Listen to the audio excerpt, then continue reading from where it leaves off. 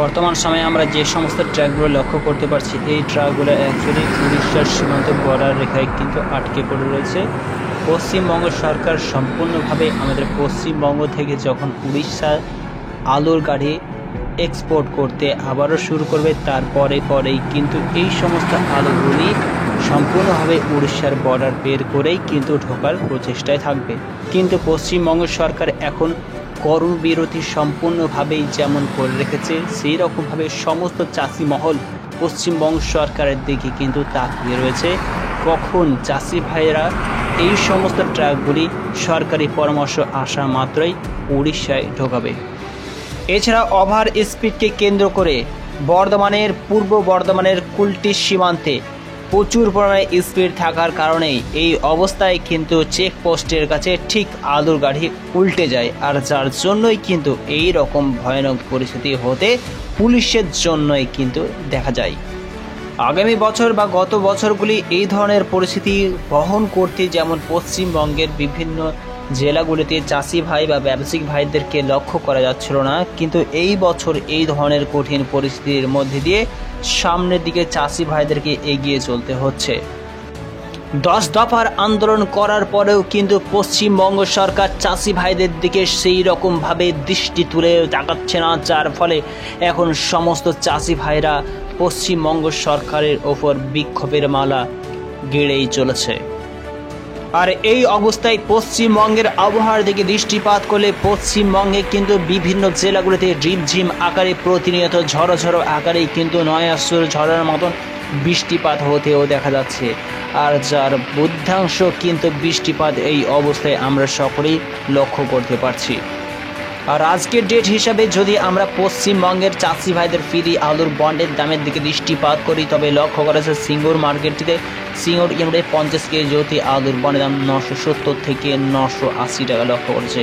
সোনামাখি ইউনিটে 50 কেজি জ্যোতি আলুর বন্ডের দাম 860 থেকে 875 টাকা লক্ষ্য করা যাচ্ছে। সুমন্দ্রগড় ইউনিটে 50 কেজি জ্যোতি আলুর বন্ডের দাম 850 থেকে 900 টাকা পরিলক্ষিত হচ্ছে। সুরেকালনা ইউনিটে 50 কেজি জ্যোতি আলুর বন্ডের দাম 925 থেকে 950 টাকা পরিলক্ষিত হচ্ছে। এই অবস্থায় যদি রসুলপুর ইউনিট থেকে দৃষ্টিপাত করে আলুর বন্ডের দাম চাহিদার বিষয়ে বস্তুকে প্রাধান্য করে আজকের ডেট হিসাবে কাছাকাছি 860 থেকে 875 টাকা শোনা যাচ্ছে। এখন যদি আমাদের পশ্চিমবঙ্গ থেকে আলুর গাড়িগুলি উড়িষ্যা, বিহার, ঝাড়খণ্ডের এক বা একাধিক স্থানগুলিতে যেত, তবে অবশ্যই কিছুটা হলেও আলুর দাম সামান্য পরিমাণে ইনক্রিজ হতো। আবার এরকমও লক্ষ্য করা হচ্ছে অতিরিক্ত নিকাশির ফলে আলুর দাম এর থেকেও পশ্চিমবঙ্গের যে মার্কেটে আলুর দাম এখন যা লক্ষ্য করা হচ্ছে তার থেকেও কমে যেত।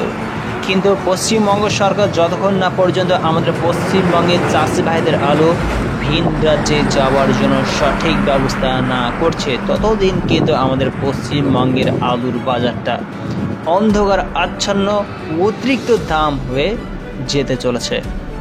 এর মুখ্য কারণ হলো আমাদের পশ্চিমবঙ্গে যখন আলুর দাম অনেকটাই কম থাকে, তখন কিন্তু চাষি ভাইদের দিকে বা ব্যবসায়িক ভাইদের দিকে সমস্ত সরকার কোনোভাবেই দৃষ্টিপাত করে না। কিন্তু যখনই আলুর দাম হুকিয়ে বাড়তে থাকে, তখন কিন্তু আলুর দামকে নিয়ন্ত্রণে নিয়ে আসার জন্য পশ্চিমবঙ্গ থেকে শুরু করে ইউপি এক বা একাধিক ক্ষেত্রগুলিতে ভয়ঙ্কর পরিস্থিতি চাষি ভাইদের জন্য আইন হিসেবে তুলে দেয়। আজকে ডেট হিসেবে কাড়াঘাট ইউনিটে 50 কেজি জ্যোতি আলুর দাম 925 থেকে 950 টাকা শোনা যাচ্ছে। কাস্টকোটা ইউনিটে 50 কেজি জ্যোতি আলুর দাম 875 থেকে 900 টাকা পরিলক্ষিত হচ্ছে। কেশপুর ইউনিটে আলুর বন্ডের দাম 850 টাকা পরিলক্ষিত হচ্ছে। কতুলপুর ইউনিটে আলুর বন্ডের দাম 875 টাকায় শোনা যাচ্ছে। এছাড়া গোয়ালতোড় ইউনিটে আলুর বন্ডের দাম 900 টাকা পরিলক্ষিত হচ্ছে। ইসলামপুর ইউনিটে আলুর বন্ডের দাম 875 থেকে 950 টাকা শোনা যাচ্ছে। ইটলা ইউনিটে আলুর বন্ডের দাম 925 টাকা পরিলক্ষিত হচ্ছে। নিকাশির বিষয় বস্তুকে প্রাধান্য করে দেখুন চাষি ভাইরা, আপনারা কিন্তু চুপচাপ দাঁড়িয়ে থাকবেন না, নিকাশিও আস্তে আস্তে করতে থাকবেন, কারণ পরিস্থিতি যেমন আমাদেরকে লটকিয়েছে সেই রকমভাবে মুখ্যমন্ত্রী যদি আমাদের সঙ্গ না দেয়, তবে কিন্তু সমস্ত চাষি ভাই একেবারে বিপন্ন নষ্ট হয়ে পড়বে আলুকে নিয়ে।